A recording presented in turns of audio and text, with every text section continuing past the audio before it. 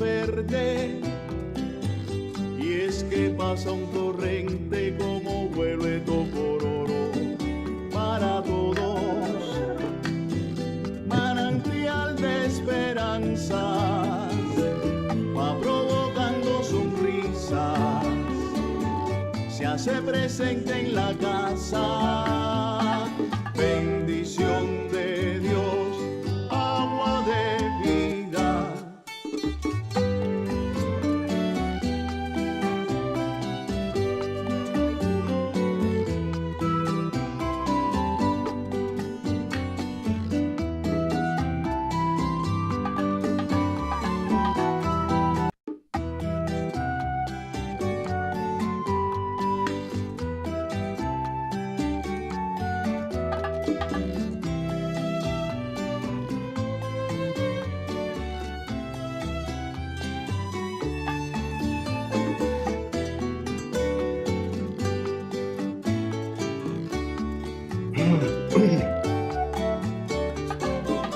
La palma de mi barrio tiene el penacho más verde, y es que pasa un torrente como vuelo tocororo para todos, manantial de esperanzas, va provocando sonrisas, se hace presente en la casa, bendición de Dios, agua de vida.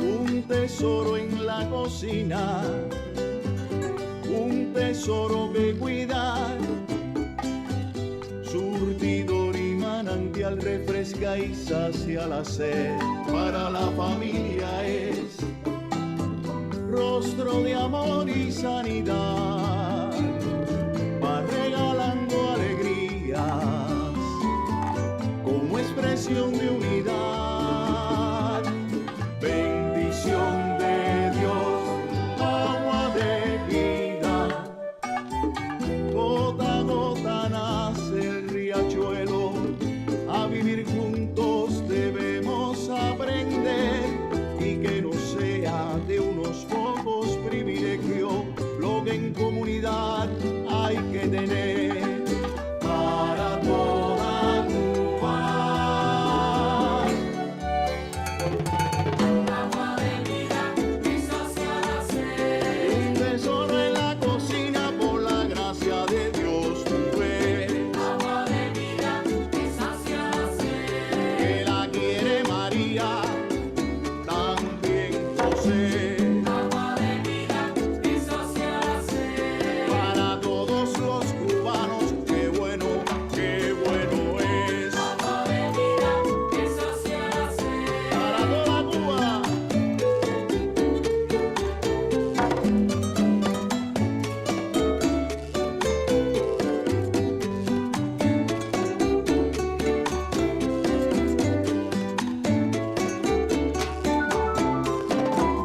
Agua, Rostro de amor y sanidad, agua, expresión de unidad, agua, refresca el agua de vida, agua.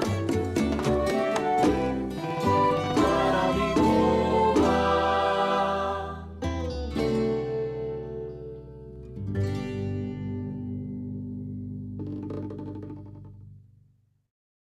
Welcome everyone to Water Drops Live. I love that song. I'm here this morning with Doug Deppies, who is our co-host. Good morning, Doug.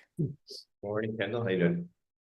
I'm well. And that song that was written for Living Waters for the World always boosts my mood. So I'm always happy to hear it and to remember all of our partnerships in Cuba and across the world. So this morning we've got some great guests with us. And our topic is walking through the process of forming a team, forming a partnership, and all of the different phases of a water project. So, Doug, I'm going to ask you if you'll introduce our guests. For sure. We've got the team from Pennington Presbyterian Church.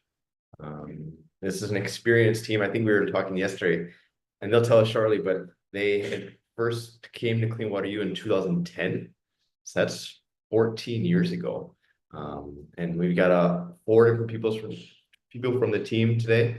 So we've got a wealth of experience here with us today, and they're going to introduce themselves briefly. But we have Hope Anderson, who is our co-moderator for the Yucatán network.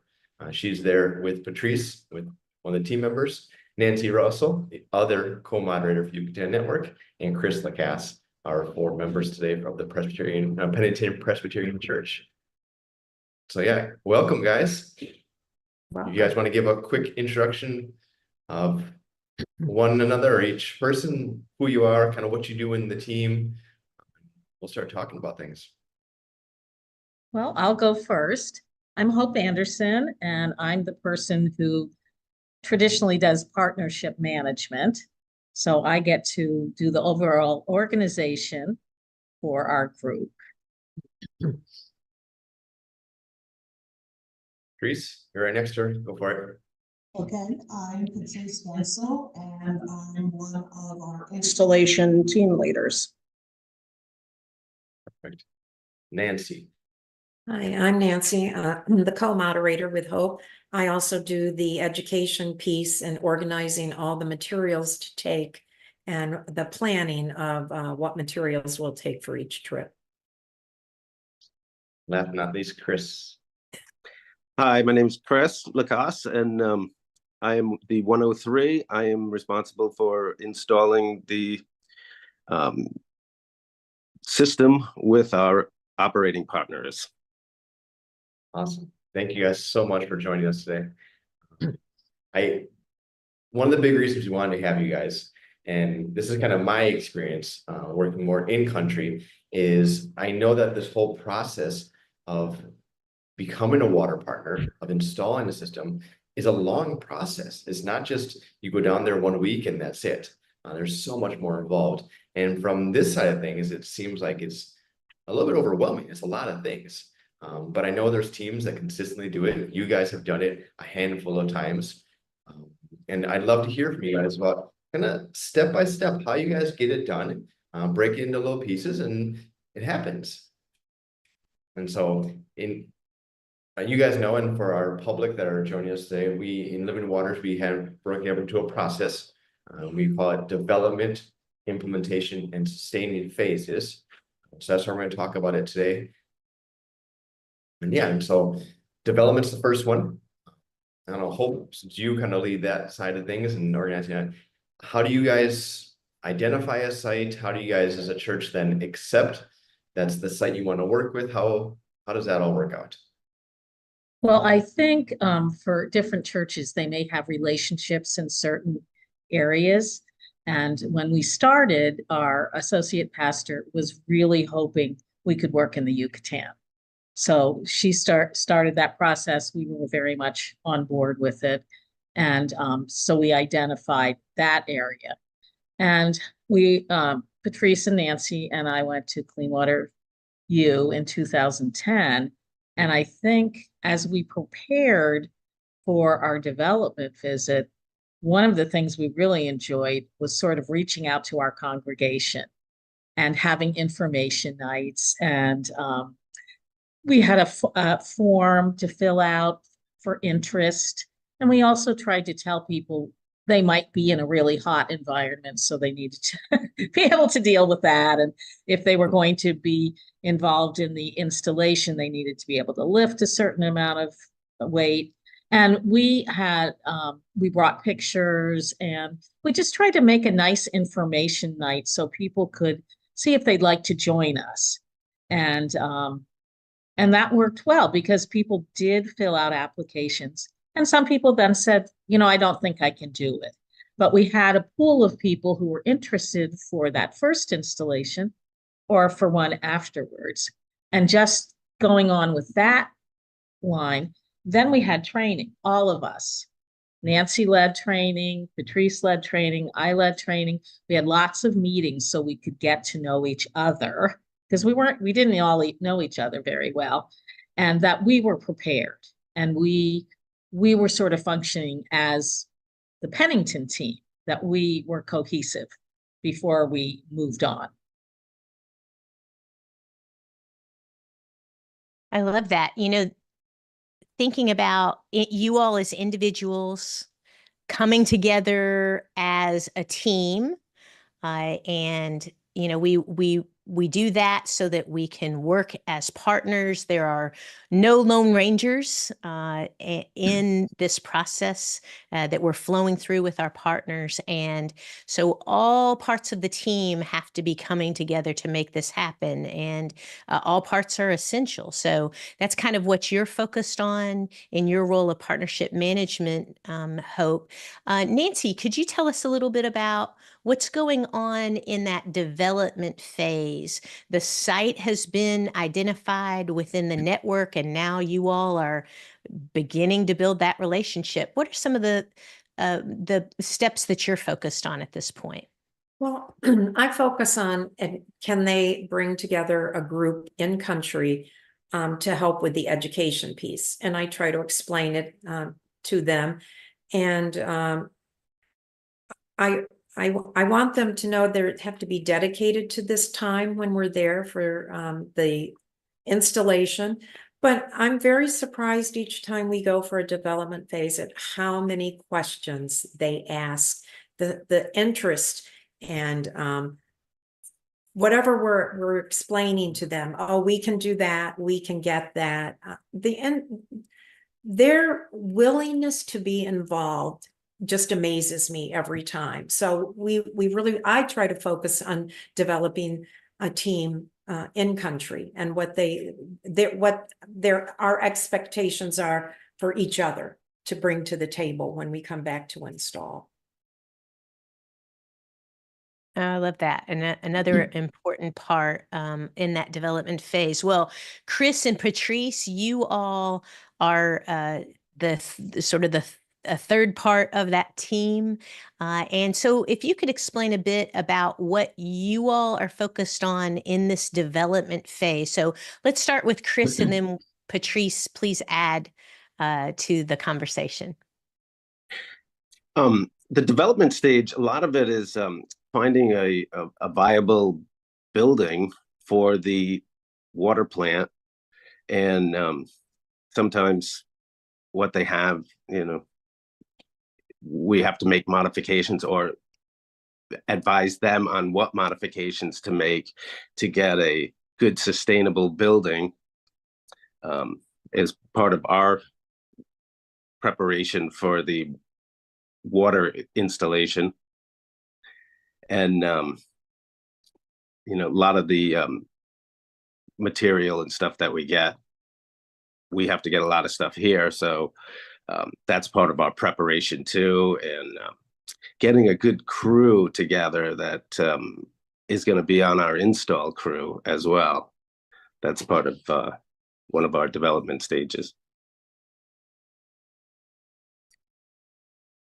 Right, and one of the other things that we do when we go down, besides just looking at the outside of the building, is we obviously have to take measurements, things along those lines, because part of what we have to do is put together a plan on how the flow of the water system is going to work. Now, obviously, we have manuals that help us considerably in putting this all together, but every building is going to be different. And so you need to look at where windows are and whether you can get, whether a water tank's going to be sitting outside the building or whether it's going to be put inside, and do you have a door that you can get it through? And there's all these other little technical things that you have to think of. The electrical system, whether that's put in place. Sometimes we found that the electrical systems are not quite what you expect when you walk in the door, and they weren't when we were there, and we kept on trying to get the electrician for days to come in.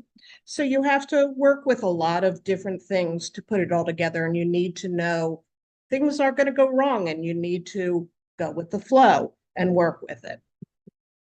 Go with the flow. That is one of our themes. That's. May I our also motto. say that during the development phase, when we are with our partners, as Nancy said, we're really worshiping together, eating together, we're spending time getting to know each other. And we want to be just to fit into the community and to know our partners, to know that we just are so looking forward to working together. And Living Waters for the World has many documents that we can use in our development phase to help us spell out the responsibilities. Nancy was talking about making sure there is a team of educators who are available to take the education. And so the documents we have are very specific, and they help us remember all those questions we might forget, so that when we're talking with our partners, we know what to expect and they know what to expect. So when we're doing development, we're setting a really good foundation for the installation and education visit. For sure. And I think, I've been able to travel with you guys a handful of times and see that. And Hope, could you share with us, do you remember the first time I went to Cantamayac? I think that's a perfect example of fellowship and getting in with the community. How that night went. Are you talking about when the whole community came and we were talking to them about? And then we went to someone's house, didn't we? Yes. Well, it was just, what was amazing about Cantamayac is they said to us, do you really understand this ministry of health? Do you realize that we feel responsible for our community having healthy water and having good health? And I had never had that asked of me before. And it was just like, these partners really are engaged. They have a very clear vision and they have an expectation that we will too.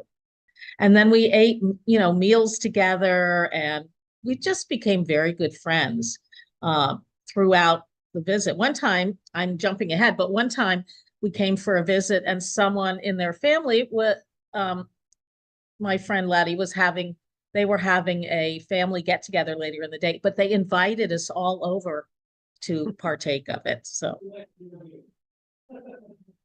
Nice. Yeah. And then one other thing about the hand development thing is how do you guys as a team kind of decide who goes, who makes up a part of your formal team, who goes a part of just the team? Because I know this isn't your whole team here. You've had many more people come in and out of the team. Is there anyone that just wants to goes with you guys, or how does you guys as a team, a clean water team, kind of choose how that works? Well, I know that. Go ahead, Nancy. We try to have pre-meetings at our church in Pennington. We try to, I feel like sometimes we simulate what we do when we go to training for Living Waters for the World. We like to talk about cultural differences. We like to talk about things that might be different for people who may have never been out of this country, and just try to gain some chatter between each other and have it an open forum that they can ask questions, and they can go home and think about it. And if maybe this isn't something that's a fit for them, we offer many things they can do, which they can do before we even leave Pennington to go. If you don't feel comfortable going, I need so much help putting together educational materials. Can you help with that? And we've always gained a lot through, I think, those small group sessions with prospective people who want to go on the trips with us. And as far as installation team members, we took 3 members from our church. And then I wanted to mention that we also brought along Charlie Tiedemann, who was actually from a different church. He wanted to join us to gain some other experience. So that's something that can happen too, to he didn't have a full team together, if I remember originally. And so he had gone to training with us, but wanted to have that experience. And we were very receptive to having him be a team member. I think one of the other things we want to point out is we had the training, but I was the only one that had the installation team training. And I had to train those members before we ever went down to Mexico on what we had to do. And we met numerous times and went through the manuals and talked about what we had to do and tried to separate what everybody's tasks would be. But then when we get down there, one of the major principles of Living Waters for the World is that we stand back and have them do the work so that they become the people and invested in what they're going to do and are the people that actually put it together, even though you will see that there are times that we do some of the work too. I just want to say one other. Oh, Chris, go first. Oh, sorry. One thing, on that first installation, I was one of the people with Patrice. She knew the system, but I had a vast knowledge of how to install piping and equipment and a lot of different aspects to construction field. And I had a lot of common sense things that I could apply there. So she would have enough stuff, just like we would lay out a certain wall. I'd say, all right, Patrice, we're going to have, we'd all lay it out. She would tell us she'd draw a little diagram of what had to be done in this certain wall. And then she'd go and start working on the next phase of it on the other side of the wall. And I would take a couple of the OPs, and then we would start trying to install what she had requested of us. And it was quite a process. That the first install was interesting. Yeah. Go ahead, Hope. I just wanted to say that in terms of selecting your team and forming your team, when you've done quite a few projects, you learn lessons. And one thing we really learned is that even if we feel, okay, we've done that, we don't really have to meet quite as much. When we have new team members, we really do need to, because we have to get to know each other at our own church before we go and work together, because it's harder if you really don't know each other and you're trying to sort of form your initiating partner team at the same time you're working with your operating partners. So that's something that we've really learned, that those pre-meetings before we go are really important so that we can establish positive relationships and teamwork together. Oh, yeah. You all have named so many of the important components of coming together as a team, and a lot of what Living Waters for the World has figured out over the years. And as Patrice and Chris shared, that some people are going to be trained and then they'll come back to the church and they'll train some other people who have other skills and gifts. And that's how Chris got started with the team until he could go for training a little bit later. And when we can be well coordinated there and sharing all of the load, everything that needs to be done, we're working side by side with our partner. It's not that we're never touching the equipment, but we're putting it together. But we don't want to do it for them. That's an important part of learning that system and taking ownership of it, is putting it together, then learning how to operate it and maintain it, because they're the ones who are going to be sustaining it, and we're there alongside them as partners. And so I really love that model. And the more you do it, as you said, I hope, the more you learn that it's a good way to work together. I find it to be very humbling and very respectful. That's how I'd like for someone to, work with my church, with my community on a project that they were coming alongside us with. So, how about if we go on now into the implementation phase? Okay, so we have developed this partnership that will continue the relationship building. We have some documents that will guide us along that way, help us with our preparation plan and deciding who's doing what, and what assets we're bringing to the table, what assets our partners are bringing to the table to accomplish this big task of providing purified water for that community. And now we are heading toward actually installing the system and all the preparations that go with that. So I'm going to start with Nancy this time. We'll go in a little different order just to mix it up a bit. So Nancy, talk to us a bit about some of the steps in that phase of the process. I would say this is ideally how I like it to happen, and it has worked so well for us in the past. I conduct meetings at our church maybe every other week for the 6 weeks before we go, or 2 months before we go. And I do what I consider like a small version of the clean water training. And I go through it, and I kind of make up the lesson plans we're going to do, but then I have it all laid out, and the people that are going with me will have what we call the mini version of it. And we actually do everything that we're going to teach in country. Washing the hands, whatever activity it is.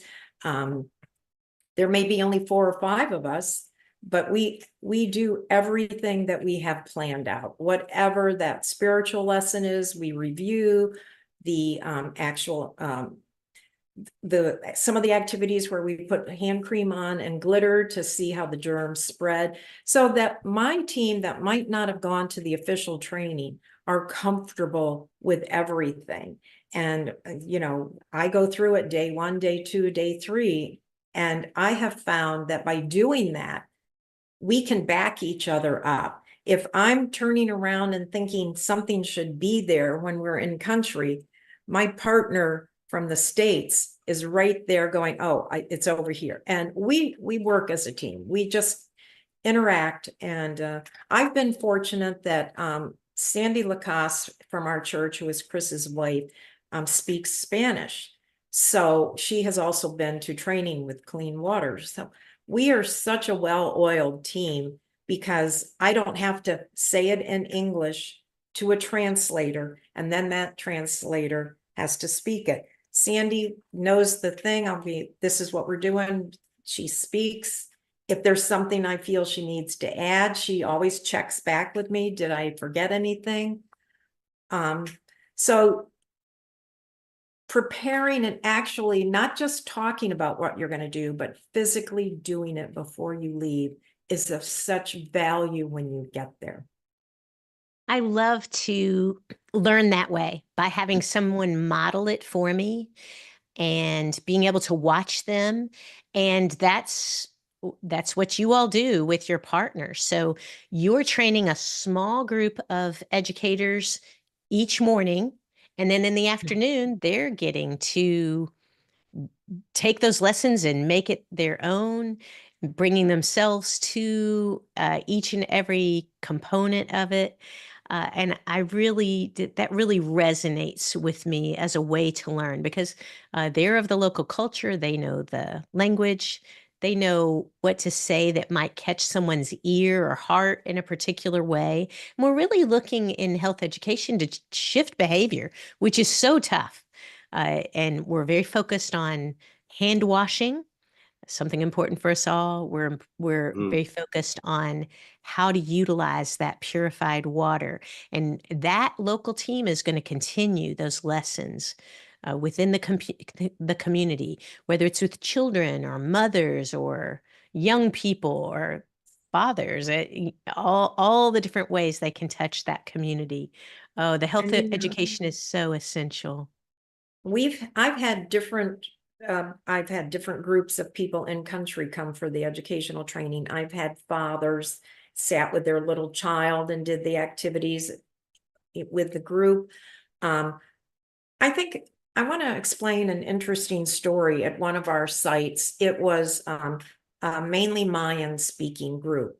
So some of the women, the younger women, I would say in their 20s or 30s, could speak Spanish and Mayan. So it went from Spanish, then she would speak to the older women who maybe were mainly Mayan speaking, and it went back and forth. So the training took a little bit longer. But some of the women on that trip, when I was talking about what we were going to do in the afternoon, the next day they didn't come back, and I said, "What happened?" And they said, "Oh, they don't think they can teach like you're standing up there." And I said, "Okay, do they ever have sewing groups? Do they ever have study groups? Do they ever get together for coffee or a meal?"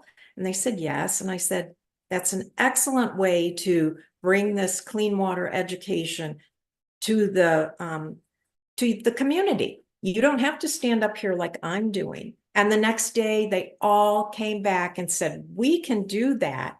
We just didn't think we could be a formal educator. So you have to read your group and you have to ask them why. Why is this difficult? What can we do? What can we do to make it more comfortable? But what can you do to take it to your community? And you have to be open to that at that implementation trip. Yeah. Yeah. I'm so glad that you were, curious rather than just assuming, and you adapted. Yes. That's part of going with the flow, which is a theme for you all. Works very well for us as water teams. How about Patrice? When we're talking about the implementation phase and getting ready for that and actually working through it, this is the point where we're doing the health education, we're with our partners, we're installing with our partners. What are some of the things that you're focused on? And then I'll ask Chris the same question to add on. So I was thinking about before we left on the trip, this is what you're talking about too, because we have to, as I had mentioned previously, you have to map out exactly where it's going to be. Part of what we have to do as installation leaders is order all the supplies. And a lot of the supplies we can get through Living Waters for the World. And they are then delivered directly to the building where you're going to do the install. But there's still a lot of things that you can't necessarily order that way. When I was at training, my instructor told me, you can't get these valves down there. You have to purchase them up here. And it was funny because I would go to our Home Depot and our Lowe's, and I needed a whole lot of valves, and I'd find one or two there. So I can't tell you how many different stores I had to go to get what I needed to get down there. And you have to give yourself time to put that all together. Your instructors are also really good at making sure that saying you need this to make this work, like to get the charcoal into the carbon filter. It's not a large space, so you have to get the right kind of funnel to make sure it fits inside to get it inside. So there's a number of things that you have to do for that and put that all together. What kind of tools are you going to get? My instructor suggested that we go and get some inexpensive tools that we can leave down there for our partners to make sure that they have the things that they need on an ongoing basis, which is one of the things we did. And then we all brought our hammer drills and all those kind of things. And, it's heavy. We had to separate them into a lot of different suitcases because you go through customs and they look at per suitcase. So, we discussed a lot of this about how you want to put this all together. Oh yes, many trips to the hardware store. So starting early and checking and double checking your inventory, making sure that you have maybe to be a little bit over prepared. Better to have too many valves than to be a few short. Mhm. so that you don't have to run there. Chris, you know, with your background and expertise in a lot of what goes into putting the water system together, what would you add to this from your point of view? Well, one thing we would do when we got to the site, probably the first day, we would go and make sure all the equipment was there. That was the most important thing. And then we would also like lay out all the parts that we brought from the States. And I'd put them all in order and try to explain to everybody exactly what they were and the different parts. And we'd have it all nice and organized and on a table. And then we'd go through like another little mini training session with our operating partners because, you know, like you said, they virtually are doing everything. We try to really make them install every single part, which it adds to the time of installation, but they create ownership and they put every part in on this whole site. And so I would have like a little mini Teflon tape on the male fittings of all of our PVC connections. And I'd get a few, you know, ladies there, and then we'd be, all right, you guys are going to be the Teflon girls, you know, and show them the correct way to roll Teflon on. And it has to be done a certain way. Otherwise, you're going to form a leak. And the other thing would be cutting the pipe and gluing the pipe with the, you know, the primer and the glue and the white gloves. No white gloves. But so we'd have like a little mini training session, and it would that way there. Once we started installing it, they knew how to glue a fitting the proper way, and they would just knock it out. They were just very good installers. Yeah, Wow, you getting know, back. yeah, I'm sorry. I was just going to make one comment. What you just walked us through, you all, I'm envisioning it, and these women standing there and saying at the end of that, we did this together, and how proud that they would be. I would be proud, you know, learning how to do those things that maybe I was doing for the very first time in my life. Maybe I'm very experienced with these sorts of things, but I love this approach. Doug, I'm sorry, you were going to say. Yeah, no, I've seen in action what Chris is talking about, and the idea of getting back to the basics. You know, there's some of these operators who will become operators have never done any of this kind of things. So learning how to do those basics and then empowers them to be able to do the rest of the week. You know, operating the system, yeah, there's some science to it. You got to learn how to do it, but gluing pipes is not that difficult once you learn how to do it. And so you can teach them quickly, slow it down at the start and have them do that. And then the rest of the week goes a lot smoother. So yeah, it's great to be able to take it slow, do it properly. Yeah, that's wonderful. And as a team leader too, Chris was very experienced. The other people I had with me were not. I did have a session where I taught them how to put pipe together before we left to go down to Mexico. Same kind of thing. And then they knew how to do it with our partners down there. For sure. Yeah, great preparation. So Hope, you as sort of that project manager at this point, you're focused on a little bit different thing. So tell us a little bit about what happens when you're leading up to this particular phase and then walking through this phase. Well, and of course, that's a learning process over several installations too. But as we're preparing to go, you know, I'm making all the plane reservations, the hotel reservations, making sure people have their passports, Chris, and and you know, they have all their immunizations and everything they need, and any documentation we have to have filled out for our presbytery. So that's a lot of, you know, that pre-prep. And when we're down there, several times, including I think with Sakalum, a few of us went early. And then when the rest of the team came, we greeted them at the airport and we had water for them and things. So, and then we went to be with our partners. I think when we're in country, that has changed too, because there used to be a philosophy that if the management, the project management person had done their job, then they could be off at other sites looking for other places that might be possible partnerships for water systems. But then we stopped doing that and we said, okay, you need to be here because Yes. you have a valuable part in going around, not only making sure that things are running smoothly. Does any, it's kind of an admin thing too. Like, do you need anything? Did you forget something? I took many trips to the hardware store.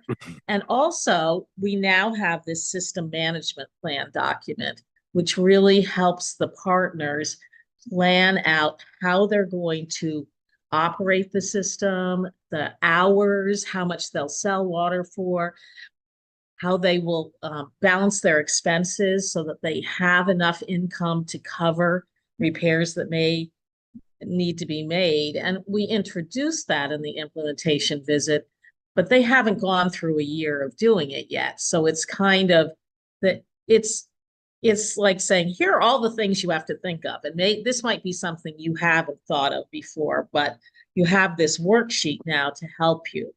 And I guess one of the things I love is that I get to know everybody and that we get to help plan our celebration at the end of the week. And, things happen.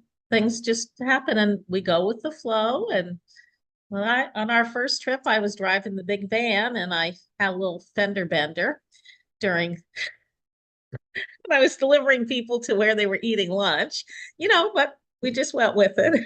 So, and I've stayed behind with sick people, who were ill, and I was worried. That was one of our young people, and I felt a big responsibility to his family. So I was at the hotel, not with the rest of them, but I think you can tell from listening to all of them, they're such an amazing team that, I'm very blessed to be able to work with them. I mean, there are times when we're on site that our hotel isn't necessarily close to the install site. And I forgot one of these little activities we do involves cookies, and I forgot them. And Hope was just right there running down to the local little store and getting something. There's been times she had to go to the next big city to get a new pump because the pump wasn't working. And it's just such a wonderful idea to have that person available. Along those same lines, we need to make sure we have enough translators, because if she's got to go off to a hardware store in a big city, she needs a translator with her to help maneuver that, purchasing that. So we've had to be flexible sometimes where we might have given up a translator and just managed, but it's just, you just need to make sure you have enough translators when something like that gets thrown at you. And Hope has been on the run so many times getting things that were necessary for either me, mainly for Chris and Patrice for the operation of the system. But it's nice. We all have a role to play, but we all interact. And I will say that there was a time where I was upset about something, and my partner from my church in Pennington, we just had a quick conversation. How can we fix this? Okay, we don't have that right now. We're gonna do this right now instead. And that's where she came up with the phrase, we're just gonna go with the flow. So that's why it's important to have your relationship with your team from the States before you even get down there. We can read each other, we can help each other. We can soothe each other, like one time I wasn't feeling good and I don't normally drink soda, and Sandy went and got me a Diet Coke and came back and she goes, you drink this and you will feel better. And bingo, I drank it and I felt better. So we learn how to work with each other. We've always had an amazing group of people on all of our installations. I also think that's, Go ahead. it speaks to doing the preparation that you need to do, following all of that, because if you're very knowledgeable about what you're doing, if you have a good background and something comes up that changes it, it's much easier to go with the flow because your brain can think in a different direction based on the original information you have. So what I'm hearing from you all is do not try to go this alone. We go as a team or we don't go. Do not shortchange yourself on team members because we need people who can handle all the different activities that need to happen and some maybe unexpected things that crop up. Don't shortchange on time because it takes time to develop these relationships, the partnership, and to do the actual installation of the equipment and teaching people how to operate it and maintain it. And the same with the health education. So yeah, you all are hitting on all of the important things. Doug, I'm wondering if you have another a question or comment because you've been with this team in country. Yeah, and one thing I keep thinking about is the whole idea of being prepared, going with the flow. They represent that all the time. And Hope, I'd love for you to share a little bit about the Tatsu implementation because that team was pretty big, but that works smooth as well. And so I've been with you guys on 2 installs now, and I feel like both have been smooth, but both teams were very, very different.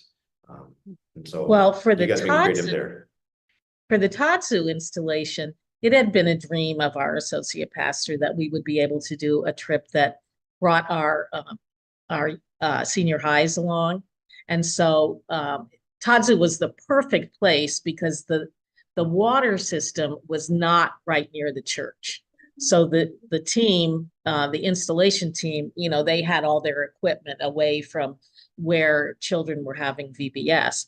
But we brought our young people. I think there were about 30 of us. We took over the entire hotel in one town, and they did the first vacation Bible school for Living Waters. Nancy did her, and Sandy did their health education. But it was we were coordinating a lot of people, and a lot of lives were changed. I would say on our team and our young people. Apparently, many of them wrote their college essays about the experience.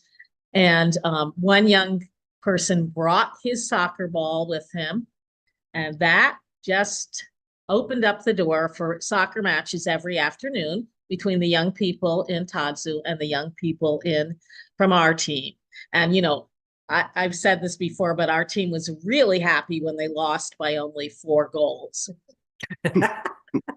They were just thrilled. But there was this relationship that we built. And when we had our water celebration, you know, there were 300 people there. And the children in their VBS, they had their water wands and they processed through the town and they sang the songs. And it was just a really joyous celebration.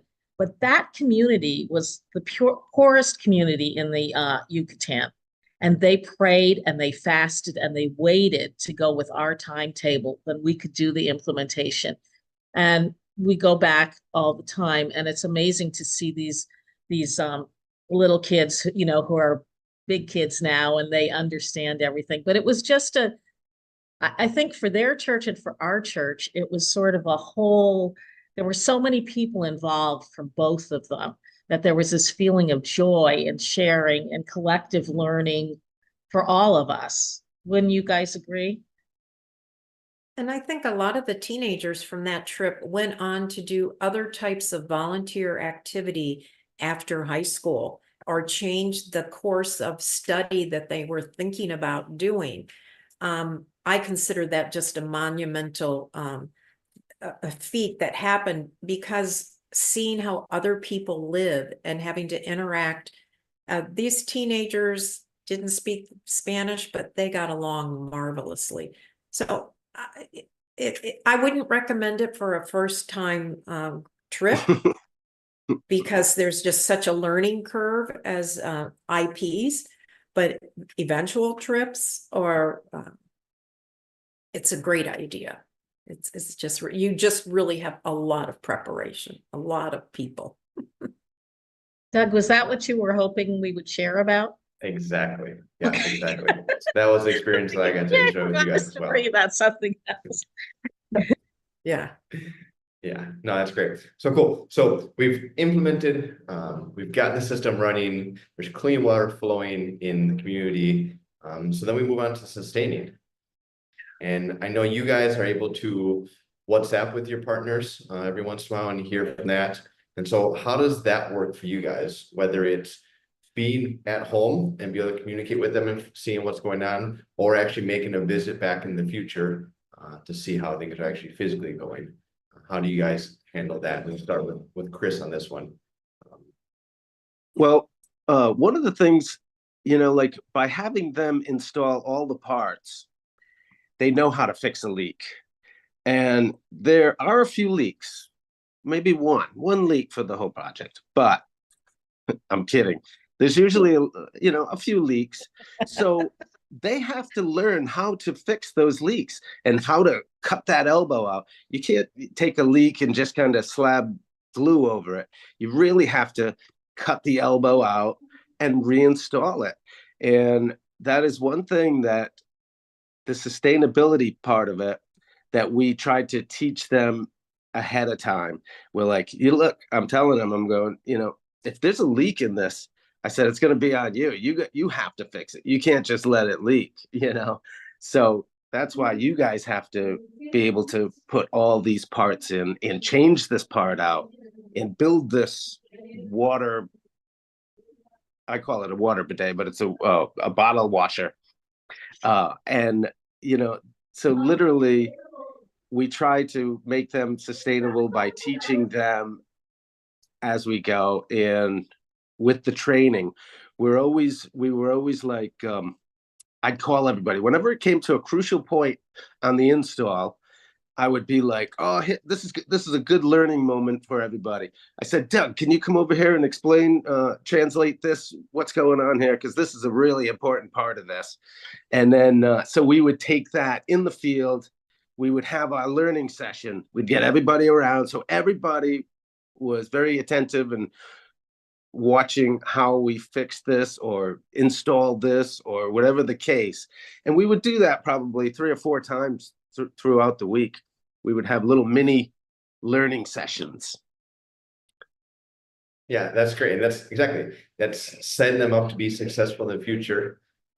First thing that came to my mind is, like you're saying, when there's a leak, you're not coming back. You're not coming back next week to fix that leak. And so, yeah, setting them up during the implementation so that they're going to be able to handle it themselves, which is great. Patrice, anything that you've seen, when you be able to come back and see how things are going?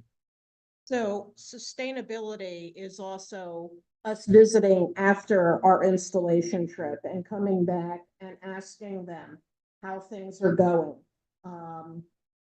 Has any of the equipment had problems? Do we anticipate having to replace it anytime soon?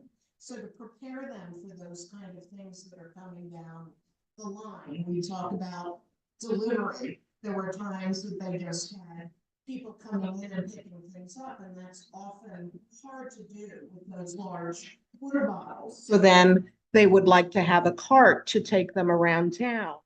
But sometimes that was onerous. Sometimes they have hills in town and it's hard. So trying to talk to them about, how do we manage the cost of getting a truck so we can deliver these things?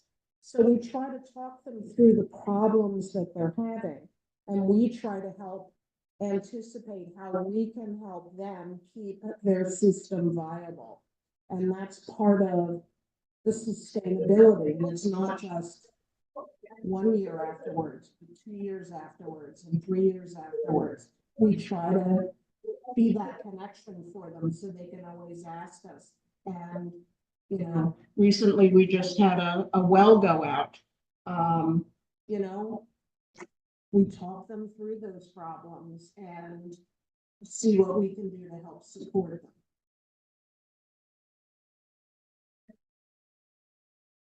Yeah.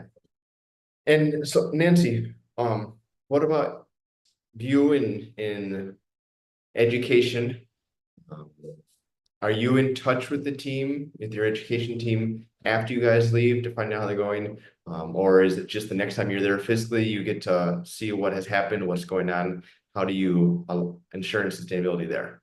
Well, we're very fortunate in the Yucatan that some of the wives of the pastors that are part of the in-country coordinating team have taken to heart the education piece. So often before we go, we will WhatsApp with them. Do they need anything? Almost every year, either I take things that I think they need or they have asked for, or we make sure that we have funds to get them supplies when we're there. Every trip that we take as a sustainability, I try to do a brief re-education piece. I either do a lesson that we had not done previously, or I do a lesson with the kid, oftentimes it's the kids that come. I do something that they so enjoyed in our main visit, and it just brought joy to everybody. So we do that one again. I've had an experience where we were going to do a major education piece on a sustainability visit, and adults didn't come, but a lot of kids came. So go with the flow. I said to the kids, how about if we make sure your parents come back after work tonight and you teach these lessons? And they jumped at it and went with it. And some who were a little hesitant in the beginning became, I could tell, I left going, these people, these young people are going to be leaders in their community. So it was the reverse of what would normally happen. I always take supplies. I always take lessons to do. We do a little mini camp, so to speak, of the re-education. I try to discuss with them, have you done education? If you haven't, what were your obstacles? And just try to revisit what it would. And I don't say, I want you to do it this way. I say, what can you think of that would make it viable to do education when I'm not here? And we get a lot of feedback that way. And I think it's important that I don't go there with my preconceived ideas, that I go there and say, how can you work on getting this information to newcomers to the community, or still reminding people how to do certain things and when to use the water. So that's what and you know what? Every year when we go back and these children run up, every year they're a little bit bigger, a little bit healthier looking. We'll play all day and then we get ready to go and they'll be like, are you coming back tomorrow? It makes me cry. I'm like, no, I'm glad we had a great visit today. And, we'll try to see you again soon. And yeah, the kids make it all worthwhile. Oh, absolutely. I love that. Chris? Yes, I would like to add to that. As far as when you run into problems in the field, it is crucial that, like we'll look at the problem and we kind of know what we want to do, but it's crucial to get your operating partners on board with it. And I always ask them, like we had a problem coming out of the well with the pipe. And I was like, well, what would you guys do? What would you like to do with this? And they're like, all right, I would like to bury it. So I'm like, well, there you go. Perfect example. That's great. Another example, going over a header, we had to do a certain direction with the pipe. So we'd get them on board. We'd say, what would you guys do? And then they give us their opinion. Sometimes, it doesn't work out. And we said, well, I think maybe we might want to do it this way instead. And then we explain why. And another one was in Kawa, when we were putting the pump up, we had to elevate the pump so that we had a gravity feed primer on it. So I said, hey, just go grab a couple of cinder blocks. And so he got the cinder blocks, and then he was thinking about it, and he's like, maybe, he said this all in Spanish, and it was all done through translation. But basically, he mortared a nice little, it looked like a fondant cake when he was done. He put all the mortar on it and had it all cemented in. and it was all perfect for the pump to sit on top. But that was, his choice. And I had asked him, and, they took initiative, and they gave their, they made it a much better quality install. Yeah.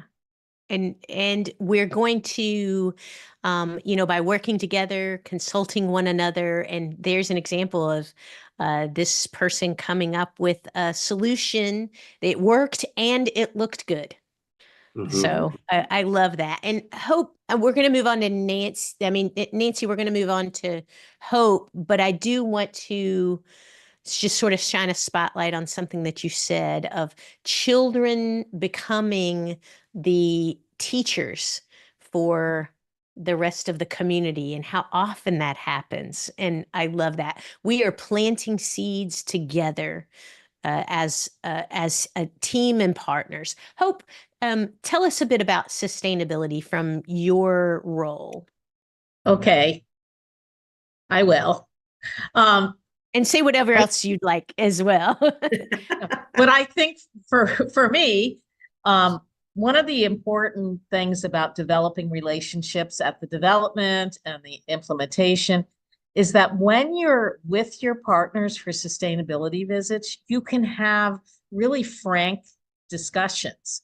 So, and we're not asking questions where we have an expectation that they're going to say everything's fine, it's all, like that. We're having real discussions about, and they're really saying what the challenges they have. And we're problem solving together. And they're giving us ideas about things we could maybe have done in the implementation visit that would help with sustainability. So I have found, from my perspective, that's a very important aspect of it. And that we have enough time. We don't just stop by for 1 hour. If at all possible, if we can stay for a day, if we can have a meal together, if we can even worship together, it just makes our relationship so much deeper, and that we're collectively bringing God's gift of purified water to a community, and we are committed to doing it for a long time. And also, it's just joyful. We're always hugging, see how big the kids are, it's just, it's so much fun. We've been going to Kawa now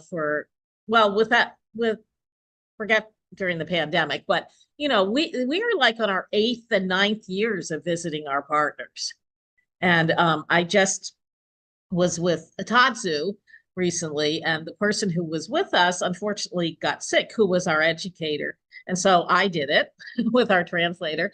And I'm telling you, they could have taught the class very easily because they were just so busy sharing everything with their community in such a long time. And I have to say, the kids came up and hugged me afterwards. And it was so amazing to be hugged from these children who were tiny toddlers when we did it, who are like high school now. So I love sustainability. I just think it's one of the most joyful parts of the whole partnership.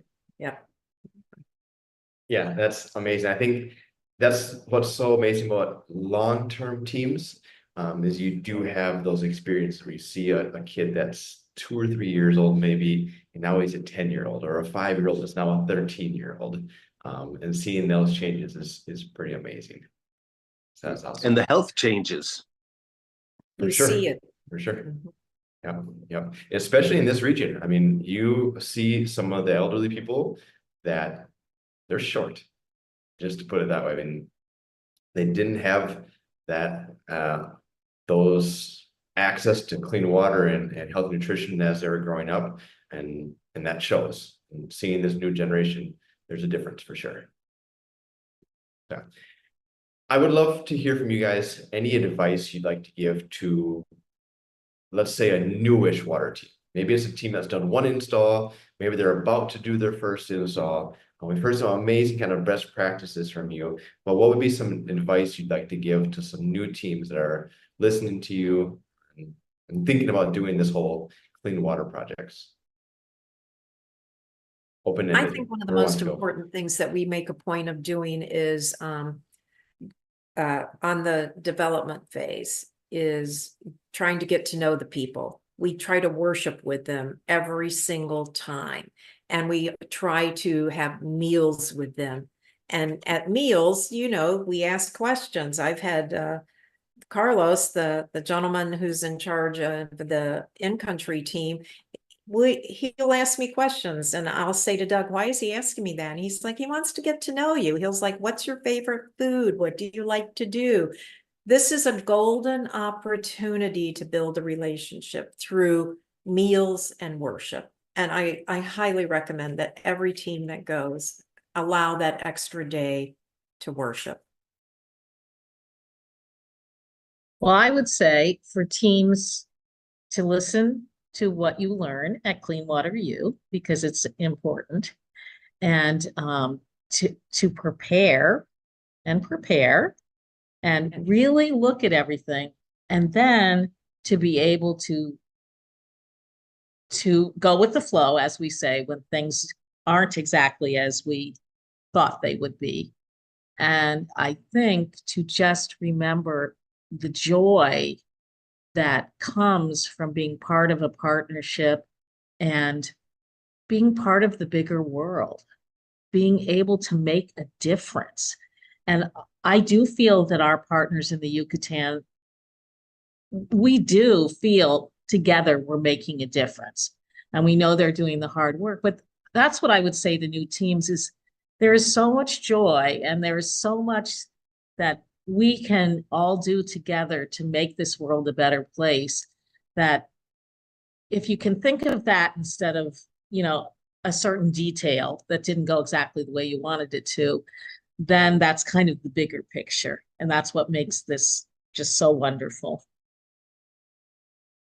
I'd also add trust in living waters. When we did 2010, when I went to do the install, there was no detail for the carbon filter. I actually called my instructor to have him walk me through everything to make sure I didn't miss anything. And that's when we discovered it was missing from the manual. Living Waters has grown so much. The manuals are spectacular. It takes you through everything. The instructors are wonderful. Give your faith to this organization. It's so special, and everything that you have available helps everything we do in country. I would say, as far as the install goes, if you could get a combination of Patrice and myself both. She was very meticulous as far as getting the lists and all the parts, and Living Waters of the World does a great guideline to give you what you need to take over to the Yucatan. And she did a great job with that. And I could see her, she was getting a little stressed. She's like, I just don't want to forget anything. And I'm like, are you kidding me? I said, this is gonna be something that we forget. I mean, this is a complex project. There's gonna be things that we don't even know we need now. And so a little bit, like, she was very, very on top of it, and I'm much more casual. So there's a little combination there. So you have to really do your best to prepare, but you got to go with the flow, like Hope says, you know, and that is the key. It's, you know, you miss a pump or you miss something that goes in line, you just go and show us where it goes, and we put it and we cut it out and we make the modifications, or they make the modifications, and, you know, go with the flow and try not to stress it. Have some fun with it, but prepare for, you know, prepare yourself as far as having all the parts you need. A collective Chris- sense of humor makes a big difference too. And give yourself For a sure. little grace. Yeah. Exactly. We have so I was gonna much- say though, we have so I much wish Chris fun. would have fun. Well, that's what Yeah. I wish Chris would have fun. I really Yeah, wish. I know. We have Yeah. so Lighten up much and- fun. Our team is just, but we have so much fun with the people in country. We've learned how to communicate and share our lives. and Well, listen Chris to each doesn't other. need to speak Spanish because he communicates Yes, through he's very everything good he at this. does, and everyone's like laughing their heads off because it's so hilarious, right, Chris? Hmm, You're like yeah. the tour ambassador. I have short-term Spanish. So I learned I said, what is this? And he says, oh, it's a tubo. So I'm like, okay, tubo. And what, how do you cut? And he's like, couture, I think. And I might be messing it up, but I do a lot of hand gestures too. So we really, I can be left alone without a translator for a few hours, but And it's happened. it has happened. Oh, this is great advice, you all. And I love the spirit that you bring to Living Waters for the World as a water team, and to your partnerships, to the network of the Yucatan. And we are better because we are together. You all also help us to sharpen up, and you notice things that, hey, let's think about maybe doing it this way, and that gets folded into what we teach at our training school. So please keep that flow going in and amongst us, so that we can continue to improve. Well, we have a few photos that some of them you sent, some of them we went out and found. But I'd love to just, as we wrap up our time here, if we can show some of those photos, and maybe you all could do just a little commentary as to what it is that we're seeing. And so as we bring those up, you don't all have to comment on something, but, just tell us a little bit about what's going on in the pictures. Well, that first one is Yeah. 14 years ago when we were at our packing party for our first Yeah. partnership. And Okay. well, you can see we look pretty excited. I think we were. I think we were. And Yeah. Charlie's in that. He came to our church to help with the packing party. Yeah. And he went with us. Yeah. Little did you know that 14 years later you'd be here. And I'm glad you all tucked somebody else in. That's great. How about this photo? This is in Kawa on our development visit.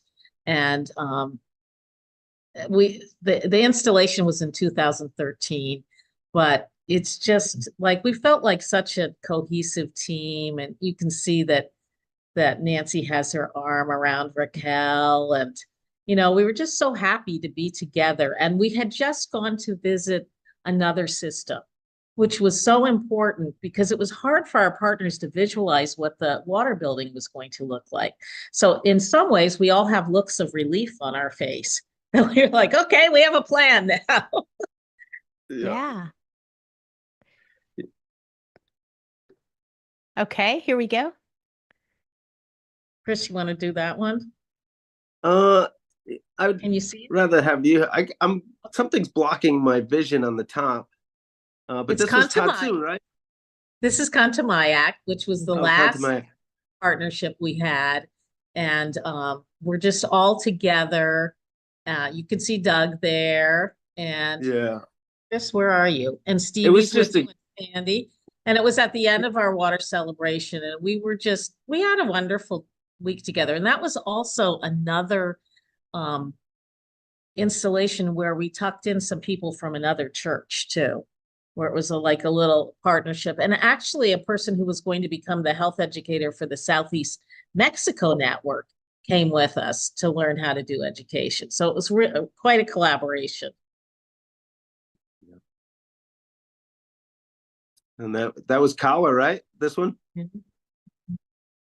Yeah, that was Ikawa, which is from 2013. Beautiful outbuilding, yeah. Yeah, and the pastor Chris, I think you sent this picture, but I'm not sure. But this looks like pride to me. If I had to sum it up in one word, a beautiful system, and very nicely labeled there as well. Yeah. Are these the this was the one- operators? No, go ahead. Are these the This one- operators, Chris? Yes. Yeah, that's correct. This was the one where one of our OPs, he decorated, he did the platform for the pump, and after he got done with that, these guys had so much pride in their work. everything was just like, you can see the painting and all the plastering they did inside, and the countertops that they put in were just, it was incredible. They had so much pride in everything that they installed, and it was a great job. Well, I sent this one, and it was really to show that a way we had our church be involved was to have Living Waters for the World VBS, the water around the world. And if you see that person who has a sleeveless top on, that's Chris's wife, Sandy, who's one of our health educators. And the guy over on the left dressed as a water bottle for the entire week as they taught them. And we didn't really touch on it, but this was a way that we kept our congregation involved in all of this. Yeah. Oh, that celebration. Wow. Nancy, you talked about this. This is Tadzu, where about 300 people showed up. A lot of them walked from the church over to the water installation site. And you see how dressed up the ladies get with the traditional dresses, and it was just wonderful. Yeah, so many people. Didn't they also But sang the Yes, Mayan they ladies? picked what they wanted to sing at the celebration. The ladies did, and it was so beautiful. That's great. And one thing that we didn't. Well, Go ahead. I was just It's okay. say at the Tadzu celebration, everybody who was there who lived in Tadzu knew that when the sun got too hot, they all moved their seats over to the shade, and we're just standing. We're standing in the heat. Anyway, that was just a little funny anecdote. Yeah. This was the picture on the right was Pastor Jesus and I, and he made me it was my birthday there. It just happened to fall on we were down there for my birthday, and it was really it was a cake for everyone, but he put my name on it and everything, and it was a tres leche cake, and I had never heard of that before. And he told me that it was like goat milk, cow milk, and some other animal. And I just believed him. I'm like, okay, well, hey, this is pretty good. I like it. And but we just had such a good bonding, and and the picture on the left was I think Nancy's cut out of it, but we were gluing the pipes, and I don't know. I just kind of looked over, and this really weird. Nancy and I used to be the class clowns, and we would have a lot of laughing going on behind the scenes. And this one, somebody actually snapped a picture of it, and I looked over at them, and it's just fun. We have a lot of fun. Doug might want to say this one. Didn't you? This was our first taste of clean water in Contamayac. So this is, I think there's even educators, but most of the people that worked in the system that week, you can see in our hands, we got a glass. Those are the first glasses of clean water from that system right there. Yeah.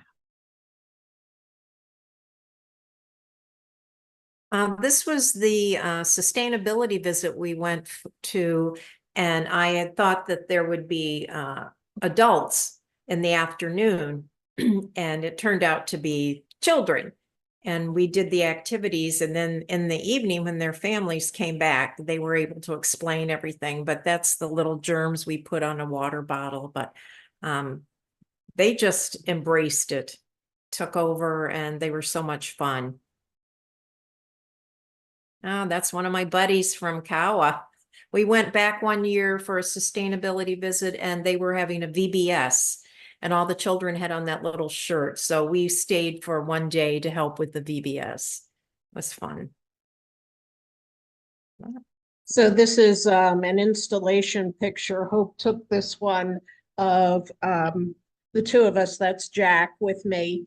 And we are putting charcoal into the carbon filter. And as you see, we look like bandits because obviously you have to cover your nose and mouth while you're trying to put the charcoal in. And anyway, I thought that was a funny picture. And this is one of my favorite things about doing the system. At the end, during the water celebration, you give a certificate to the people who work with you. And so as the team leader, I was giving out certificates to all of our OP, our operating partners, who participated in putting the system together. And, you know, just the friendships you make with all the people, it's such a wonderful thing. Oh, wow. This is actually a picture from the Yucatán conference that was held in Kawa. So you can see how many people came together. And something that's interesting about it is the sanctuary is unfinished there. Well, now it is completely finished and it has windows and everything. So I think that the water ministry is part of their ministry to the entire community. But it was a great conference. And Is that Rosie with her grandchild? no, this is in Contamaya. And this adorable little cutie and his mom, he was, when we did going out of Egypt, he was one of the fleers as well. And he just, and I think we even made him a certificate. He was our youngest education student. But he's been someone we've gotten to see when we go back. And it's wonderful to see how he's grown and to hear about his family too. And I think it just speaks to the joy and the relationships that we feel. Exactly. Awesome. Thank you for sharing that. We've got one more thing we're going to share with everyone. We're going to use that to end our time together. We'll say that in a second. But before that, I want to say thank you guys for joining us today. Thank you for sharing your experiences, for sharing your advice, your best practices. I think this has been very helpful for anyone that's been able to watch this live or recorded or whatever. So thank you so much for being with us today. Thank you. And Thank you for Thank you. inviting us. yeah. And so we're going to end this now here with a video. This is a video that we took during the installation in Cantamaya. I think it tells the story very well of what an implementation looks like and a celebration and all of that. Hope, I don't know if you have anything else you want to share. Well, about this Doug put this all together, and his wife is with us in there. But anyway, it's just wonderful. We love it. We cry. We sing it.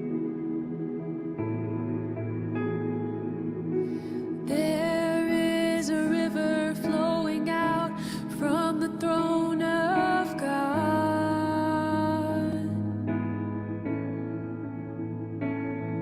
and there stands a tree whose leaves are for the healing of the nations.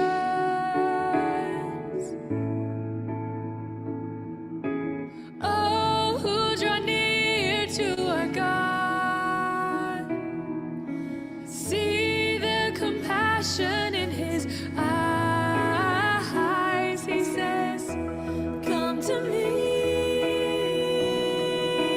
all who are thirsting for living water.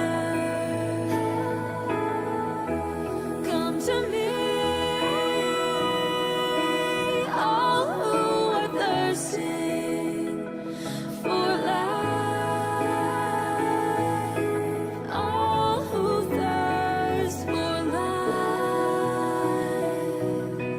All who thirst for life. Come to me.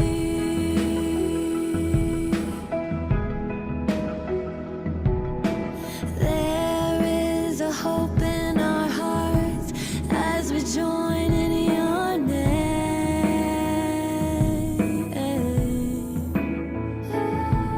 to serve side by side through your grace and to share this living water. Freely receive, freely give. See